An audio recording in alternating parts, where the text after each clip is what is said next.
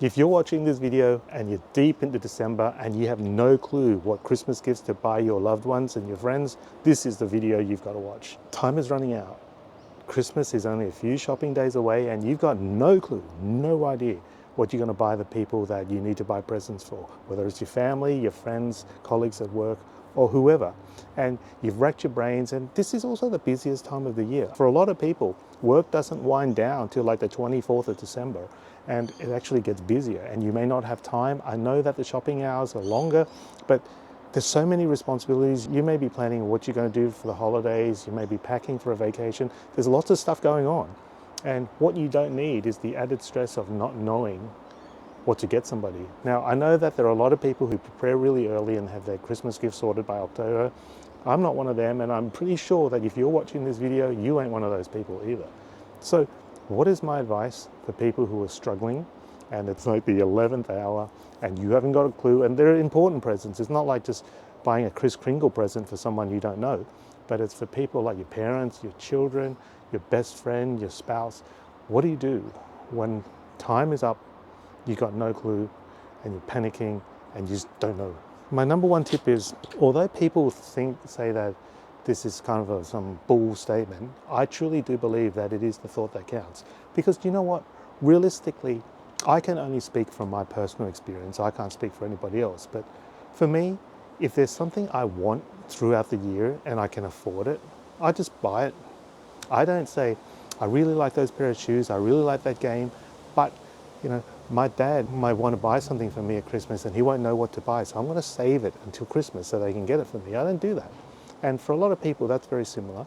So essentially what people want or what people need, they've already got it throughout the year. And it becomes super hard when you get to Christmas and you're trying to rack your brains out thinking, oh, what do they need? What do they want? I don't know. And let's face it, it's not cheap to buy Christmas presents. It's not easy. It's time consuming. You're fighting the parking, you're fighting traffic, you're fighting the crowds at the mall. You get there, even though you think that you found something you want for somebody, you go there and it's sold out and you just want to go, ah. But what I suggest to you is like, yes, it's the thought that counts. Most people buy stuff that they need for themselves at some time.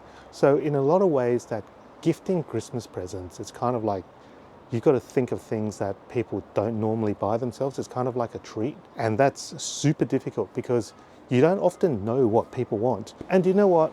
I feel like I'm a pretty practical dude and I hate spending money. I don't like spending money anyway, but I hate spending money when it becomes wasteful.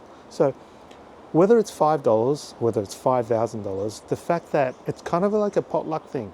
When you buy a present for somebody that you don't know that well, especially people who you don't live with, you have no idea whether one, they like it, two is whether they have it, or three is whether they've got room for it.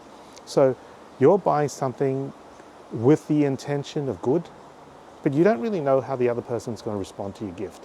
And a lot of people go, well, you're being super lazy if you do this. But I'm actually a big fan of, one, considering gift vouchers.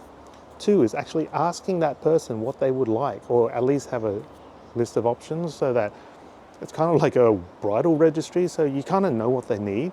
Because I hate spending money and giving something to somebody and they don't want it, or they don't like it, or they don't need it, because then it becomes super awkward because the other person goes, oh, thank you, it's so cool. And you know that they don't really want it. And it's awkward because a lot of people don't feel like it's right for them to say, look, I don't really like this book, I don't really like this shirt. Do you mind if you give me the receipt so that I can go and exchange it for something that I want? For me, that would be perfectly fine too, but a lot of people would not want to ask that.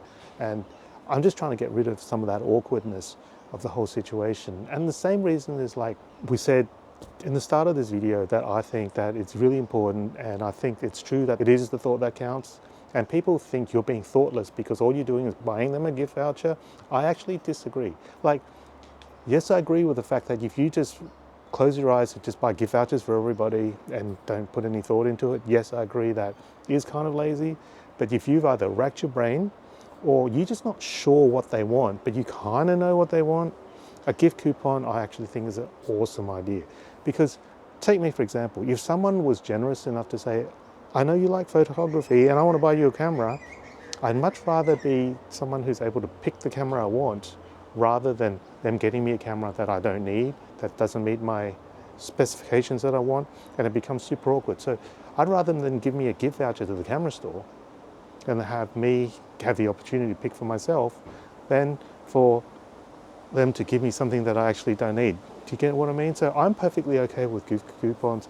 I'm perfectly okay with people who buy stuff on Amazon, get it delivered. It's no shame, it's no issue. It's like 2024, guys. Having somebody buy something online, having delivered so you don't have to go to the mall, I think that's a good thing. I don't think that's a lazy thing at all. And yes, it does ruin the element of surprise if you ask somebody what they want and they tell you and you go buy it. But hey, again, practicality. It means that I'm not spending money, you're not spending money on crap that the other person doesn't want. And I'm super good with that, because ultimately you want both parties to be happy. And if this is a way to make both parties happy, what is wrong with that? I say no issues with that whatsoever. So just in conclusion, guys, I think that Christmas is a time where, yes, you should be spending time with your family doing cool stuff and not spending hours upon hours, days upon days, battling traffic and parking, going to the mall, buying stuff and not even knowing what you're buying. Going to the mall unarmed, with no lists, with no clue, I can guarantee you, you're doomed. Because you walk around the mall, it'll be crowded, you can be hot, you can be tired, you can be exhausted, and you're going to walk out likely with nowhere near the amount of gifts that you need. So if you must do it, go armed, go prepared, know exactly what you want. This is not the time to browse around and say, oh, I wonder if she'll like this, I wonder if they'll like that. You need to have some clue. And if it means that you're going to make a few concessions like gift coupons, like asking them first, I'm all for it.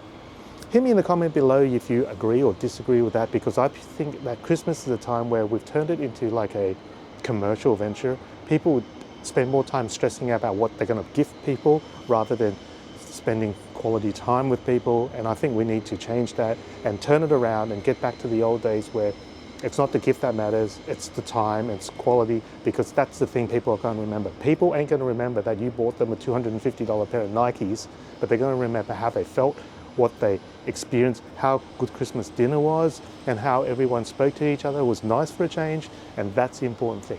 Merry Christmas. Give me a thumbs up. Remember to subscribe, and I'll catch you next time in another video. Bye.